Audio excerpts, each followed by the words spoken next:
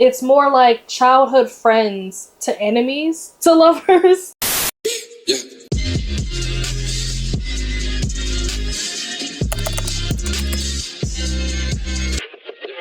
Hello and welcome back, or welcome to my channel. If you are new here, I am back today with a tag video, which I have not done in quite a while. I was tagged in this by Ashley from the Movie Reader. I will have her channel linked down below, and I will also link down the original creator of this tag. So we're going to jump right into it. And the first question is, Twinkly Lights, what is the most beautiful book that you own? And I think I talked about this book when I did my mid-year freak out tag. The real answer is The Wren in the Holly Library. I'm pretty sure I talked about this already in my mid-year freak out tag. So I'm going to say instead Bloodguard, because this also is really pretty and has beautiful sprayed edges as well. And I think that the white and the red is really pretty, and also just like Christmas time, like white and red, I just feel like this is like an appropriate answer for like this cozy Christmas tag. So I'm gonna go with Bloodguard. Do I know what this book is about? I absolutely do not. I bought this book purely because of the edges and how pretty it was. Hope doesn't come cheap, nor will his ultimate revenge. So the synopsis sounds pretty good. I'm assuming this is probably like romantasy. I like the secrets and lies and stuff, so I think this might be a book that I will enjoy, but I also know how I am with fantasy, so we'll see. The next prompt is The Perfect Tree, and the question is, will you spend more money to get the prettiest edition of a book? And for this does not have like a singular answer for me. It very much depends on the book. I wouldn't spend extra money to get the prettiest edition of just any book just because it's pretty. It would have to be a book that I have already read, that I know that I love, that I gave 5 stars. And then in that case, yes, I would. So like Verity, for example, is a book that I read, that I enjoyed, and then they came up with the version that has like the white cover and the bonus chapter and stuff. I didn't buy that. I didn't love the book that much where I was going to go out of my way to buy another copy of that book, even though I did like it. It wasn't like, you know, raving, loving, living, laughing, 5 stars worthy. But if they were to come out with like a really pretty version of like 7.5 Deaths of Evelyn Hardcastle or Alone with You in the Ether, like those books, I will be willing to spend extra money just to get the prettiest edition of those books. The next prompt is to build a snowman, and it says to make a Christmas book stack. So I think from what I watched, I know that Ashley said that in her video she didn't quite follow this prompt correctly. So I went back and watched the original tag for this, and I think you can just use like Christmassy color scheme or whatever. So let's see. I could just pick a bunch of green books. I could do that. That would be very like Christmas tree-esque. Or I could grab some of these red books over here. I have quite a few like red sprayed edges books that I could maybe use. Let's see. Maybe we do it like that. There we go. We just see I'm doing a little bit different. Instead of using the spines like most people would do, I'm going to use the edges. It's very Christmassy because it's all red and white. The next prompt is Crackling Fire, and it is, what is a book that makes you feel warm and cozy? And for this was a hard one. I kind of struggled with this question because I don't really read books that are warm and cozy. Like that's just not my style in general in life. I don't really do warm and cozy. It's more like on the edge of your seat, everyone's about to die. Like that's more my speed. I feel like if there was a book that was going to make me feel like warm and cozy, it probably would be like a Christmassy kind of book. The first one that comes to mind is A Little Magic by Lindsay Lanza, which I actually do not own physically, and I really need to buy this book because I want it and I really enjoy it. I gave it 5 stars. It's a second chance romance, I guess, about these two like childhood lovers. Something happens, they don't speak for a while, they become estranged, and then they end up back in the same place and they kind of get like snowed in together. And actually, now that I'm thinking about it, I don't even think that was technically like a Christmas book, because I want to think that they celebrated Hanukkah. Or maybe they celebrated both. I really don't remember. But it was like a wintry, like, winter season, holiday-esque kind of book. But yeah, they get snowed in together unexpectedly, and you kind of know how that turns out if you've read romances before. But if it has to be a book that I read this year, then I would say Cruel Winter with You. I think that's what it's called, by Ali Hazelwood. This is a novella, and this had similar vibes. It is not so much childhood friends to lovers or like second chance. It's more like childhood friends to enemies to lovers.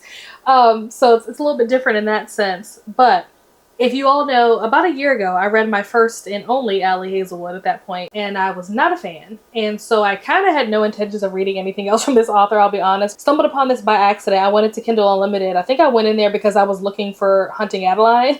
And when I was looking for Hunting Adeline, I stumbled across this novella, which very opposite ends of the spectrum, if you know anything about Hunting Adeline. But yeah, that's how I kind of came across this book. And I was like, you know what? It's novella.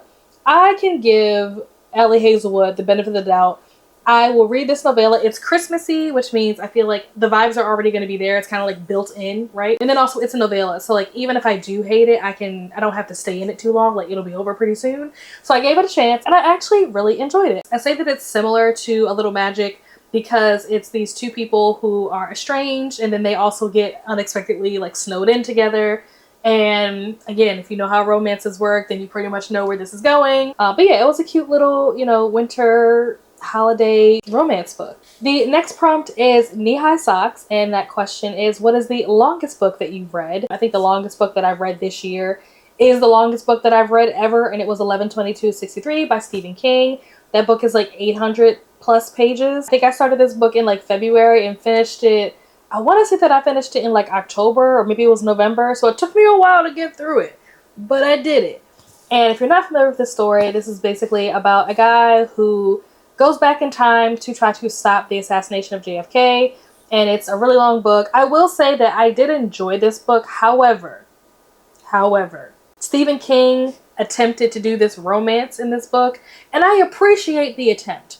But some people just, you know, not everything is for everybody, right? And so Stephen King does good with like horrors and thrillers and stuff, not so great with romance. Maybe he just should, you know, stay in his lane a little bit. It's okay. You don't have to be great at everything. The romance that he tried to do in this book, well, I wasn't interested in it. I kind of hated it. And honestly, in my opinion, was like kind of the worst part of the book. I know that other people feel the exact opposite way, and some people like this book because of the romance, because it's one of the few books that he actually does try to do a romance in. I kind of hated almost every second of it. I liked it in the beginning, but after a while I was just like, can we just stop with this? Like, can we just not? The book was definitely like unnecessarily long, and I think him trying to develop this romance is definitely a big part of why it's so long. So yeah, we could have just done without that. But overall, I did enjoy the story. I enjoyed like the premise and the plot and the things that was happening. I liked the way that it ended. So like overall, it was a good book, but a very long book.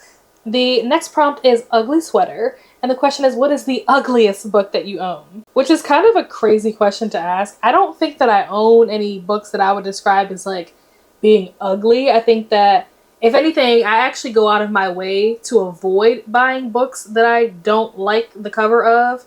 There's actually one book in particular that comes to mind that I'm immediately like, I love this book so much, but I refuse to buy a physical copy of it because I hate what the cover looks like. Blood Justice. But yeah, I would say if I had to pick a book that I own that I think is ugly, I'm gonna have to go with The Deal. And this is like I don't know if this is the original cover, but I know this is definitely like one of the older covers. I'm pretty sure this series was like republished with like new covers maybe this year or something like that. So I actually do like the new covers. This is the only book that I have from that series, and whew, thank goodness. I don't like books with real people on them, so it's not so much that I think that this cover is ugly per se.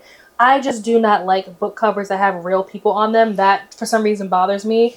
It's okay if it's like illustrated people, like cartoons and stuff, but like for some reason having a real person on the cover just really like bothers me. It like makes my skin itch, boil. What is the expression? I don't even know. But I don't like it. That's the point. Whether it's a half-naked man or in this case a half-naked girl, like I am not a fan of people, like real people on my covers. So that is why I decided to go with this. I do not know what this book is about. I think this is a hockey romance, I want to say, that takes place like college setting. So we're going to go with this for the ugly sweater prompt. The next prompt is Blizzard, a book set in the winter or a book that gives you the chills / has dark themes. And this was super easy. So as soon as I saw this question, I knew immediately what my answer was going to be. I recently read Rock, Paper, Scissors by Alice Feeney, and I really, really enjoyed that. I had heard great things about it. That was the whole reason why I decided to pick it up in the first place, was because most people have like really great things to say about it. So I kind of wanted to read it to see like, oh, is it really worth all the hype? And honestly, it is. It is 100% worth the hype. I really enjoyed that book. You get to the plot twist, and I'll be honest, it's hard for thrillers and mysteries to kind of like catch me off guard, and this book did that. So 5 stars. It's basically about this couple who is married, and their marriage is kind of on the rocks. Things are not going so well, And so they decide to go to this like cabin in the middle of nowhere in this like snowstorm to try to like rekindle, like rejuvenate, I guess, their relationship, like bring their marriage kind of back to life. And I don't want to say anything else beyond that because I feel like I don't want to give anything away. I don't want to spoil anything for anyone who hasn't read this book. But yeah, it was brava, like well done. I understand the hype about this book now. But yeah, definitely has some dark themes. Definitely can give you like the chills. It's very like eerie and creepy. And yeah, it was a good time. The last prompt is home for the holidays. And this question is specifically geared towards people that do reread. So all of our rereaders out there. What is a book that feels like going home? And I am not a rereader. I have probably reread a book maybe once or twice. Actually, maybe just once. I think I started to reread It Ends With Us before the movie came out, but I didn't actually finish the reread. I'm not a rereader. I would not classify myself as someone who rereads books. But if I had to pick a book to reread, I think I probably would go with Yours Truly. That'd probably be a book that I would say like feels like home because I could reread it over and over again and never get sick of it. But in general, I'm not a rereader, unfortunately. And that's it. It is a really short, little, cute, cozy Christmas tag, as the name says. I am going to tag a couple of friends before I get out of here. But as always, if you made it this far into the video, consider yourself tagged anyway. Do not feel like because I didn't say your name that you can't do this tag. Please do this tag if you want to. And tag me so I can see it. But I'm going to tag a couple of friends. Let's do Donna from Donna Marie Reads, Lexi from Lexi Rose Reads, Courtney from Tangible Reads, and Kat from Kat's Novel Adventures. Also, if you made it this far into the video, drop the Christmas tree emoji down below in the comments. And as always, don't forget to like, comment, share, subscribe if you are not already subscribed. I'd love to have you as part of my channel. And yeah, I will see you guys in the next video. Have a wonderful holiday. Bye.